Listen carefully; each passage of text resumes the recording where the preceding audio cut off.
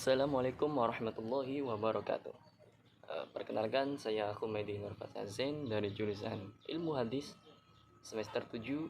Ingin sedikit membahas hadis tentang wudhu sebelum tidur.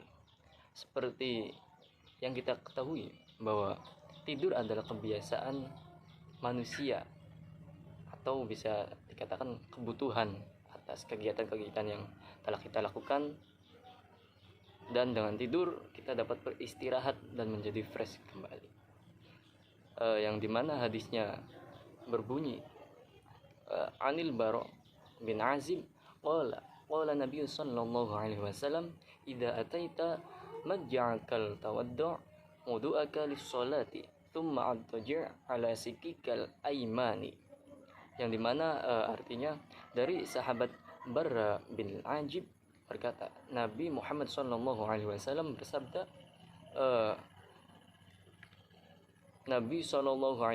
bersabda, jika kamu mendatangi tempat tidurmu, maka berwudulah seperti wudu untuk salat, lalu berbaringlah pada sisi kanan badanmu. Seperti kita ketahui bahwa tidur memiring sebelah kanan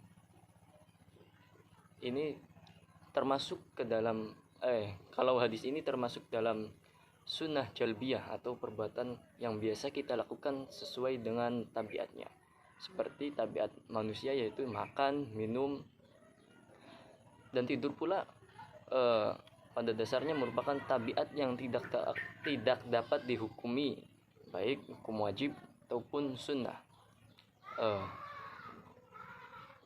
Beranjak dalam tafsir Imam Nawawi dalam menafsiri hadis tersebut menjelaskan bahwa sunnah yang disebutkan dalam hadis tersebut dikarenakan Nabi menyukai pekerjaan atau segala sesuatu dengan mendahulukan anggota sebelah kanan, juga mendahulukan dengan posisi miring sebelah kanan saat mau tidur, karena dengan alasan mempercepat untuk bangun.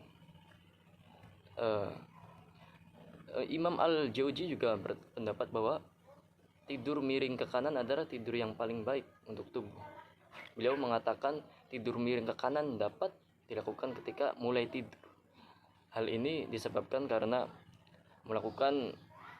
karena di bagian kanan bisa mempercepat proses penurunan makanan, kemudian bisa berbalik ke kiri untuk membantu proses pencernaan makanan oleh lambung.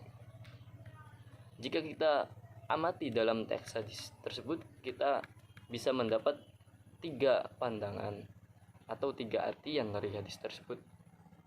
Yang pertama yaitu perintah wudhu sebelum tidur, yang dimana maknanya supaya kita atau orang tersebut meninggal, maka ia meninggal dalam keadaan fitrah atau suci. Dan yang kedua atau juga menjaga kebersihan tubuh. Dan inti yang kedua, bisa menjaga kesehatan tubuh dengan posisi tidur miring di sisi kanan. Perlu diketahui, Imam Ibnu Qayyim juga berpendapat hal ini hanya dilakukan pada permulaan tidur, karena di saat kita tidur itu sudah tidak sadar, maka diperbolehkannya untuk mengganti posisinya. Yang ketiga yaitu posisi tidur miring ke kanan itu terbaik dalam tidur, karena tidak mengganggu pernapasan sistem tubuh yang lain. Imam Ibnu Qayyim juga berpendapat tentang bagaimana dampak buruknya yang ditimbulkan oleh tidur miring selain ke kanan, yaitu ke kiri. Ditinjau dari kesehatan, beliau mengatakan terlalu sering tidur ke kiri dapat membahayakan jantung, karena kecenderungan organ dalam bagian kiri maka bisa menekannya. Dan tidur terburuk adalah dalam posisi telentang.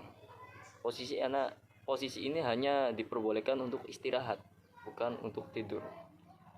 Nah, selanjutnya bagaimana dalam tinjauan medis tentang tidur miring ke kanan?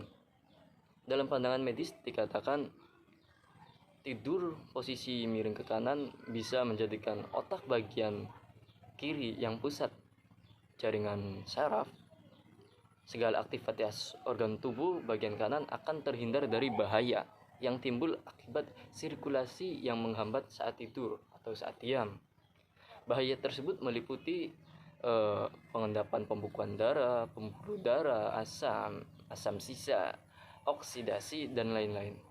Dan meningkatnya kecepatan atau penyerapan pembuluh darah sehingga seseorang itu berisiko terkena stroke. Nah, awas nih teman-teman barangkali yang sering lakukan posisi tidur dan sembarangan.